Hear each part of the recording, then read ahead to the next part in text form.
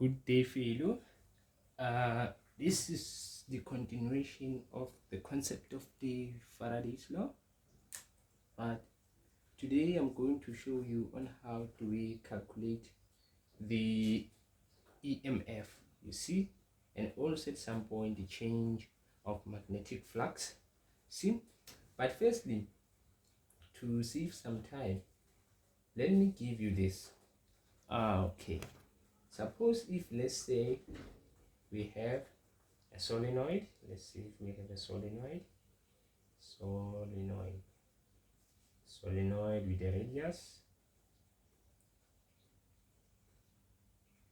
of 5 centimeter, which and 250 turns like this, which now is pulled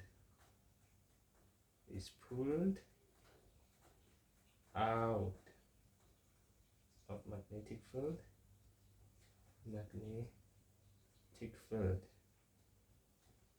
See, magnetic field of, let's say, 5.20 Tesla in 0.1 second. Then the solenoid is placed perpendicular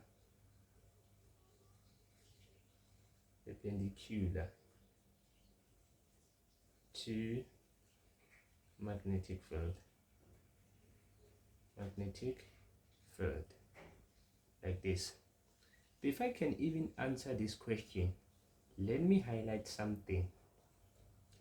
Let me highlight this before we can answer some question. Let me highlight this important concept about the solenoid being perpendicular and also being parallel. That is, when the solenoid is perpendicular to magnetic field, therefore the angle is going to be 0 degrees. But when we say a solenoid is parallel to magnetic field, the angle is 90 degrees. You see, this is a concept. I just want to clear it out. Then also, when we have a square loop, or let's say a solenoid, the area is given by L square. Then a circular, somehow we have a radius there, it's going to be given by pi r squared. See, this is very, very important. Now let's go to this concept. A, determine the change of magnetic flux. See, how would you determine the value of change in magnetic flux?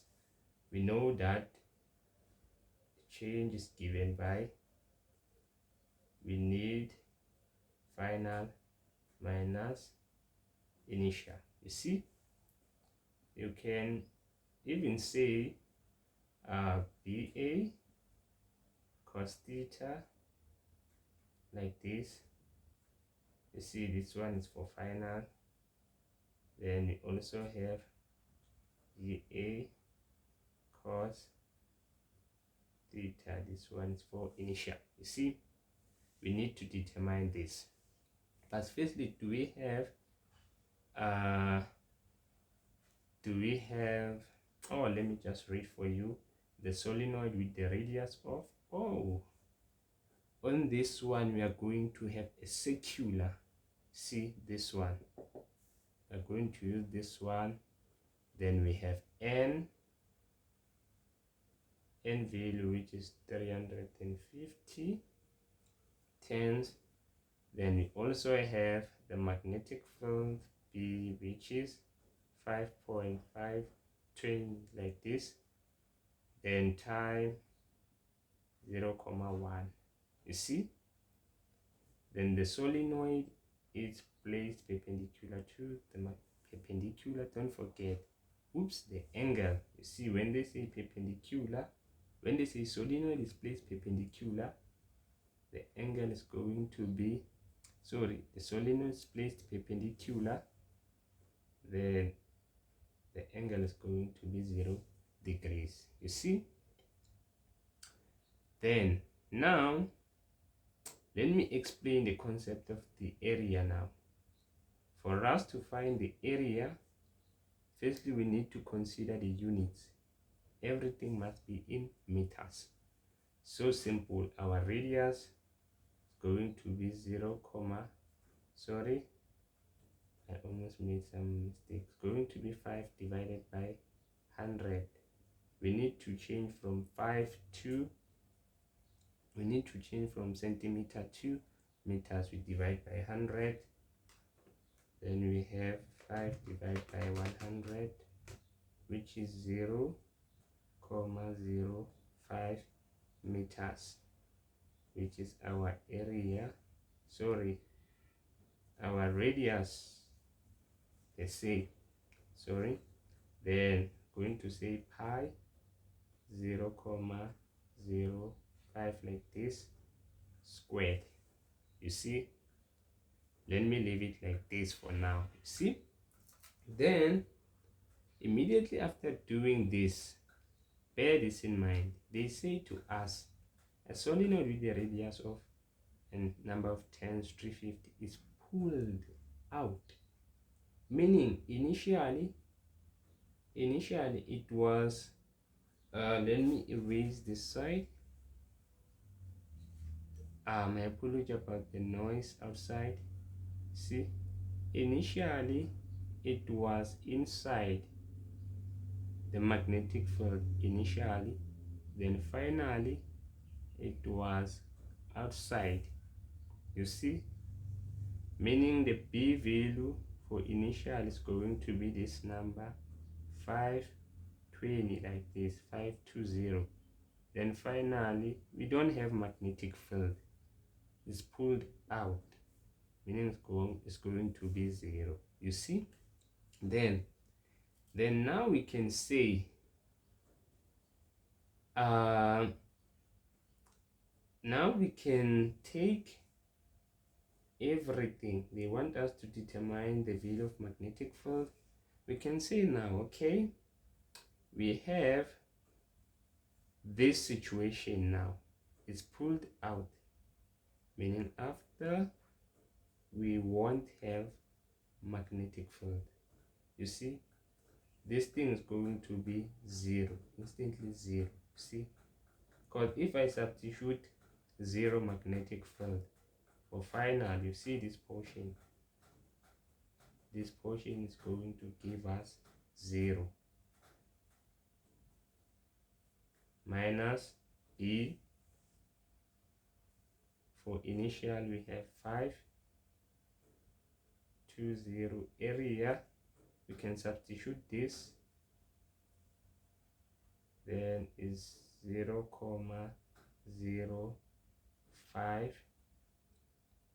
I close, then I write cos. I don't have much space, let me do like this, cos of 0.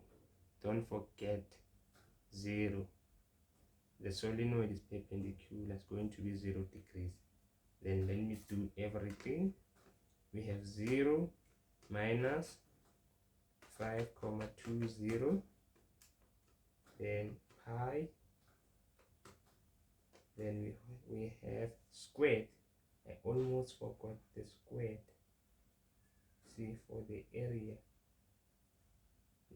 this squared is for the radius, 0.05, then squared, then I close, then I have cos of 0. I get negative 0, 0, let me say 4, 0,041. Let me do it like this. Let me round to 3 decimal places and Webers. Okay.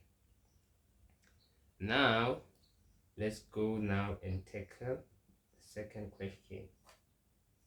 The second question wants us to determine the value now of EMF, which is given by, okay, my marker, oops, is given by the change in number of turns divided by change in magnetic flux over time. See, we said that time is 0,1 second. Do we have n? Yes, we do. 3, 5, 0. Do we have the change? Yes, we got negative 0,041. Close. Time, then time is 0,1, like this. Then now I can say now negative 350. We also have negative 0,041. We close, divide 0,1. I get 143,51, like this.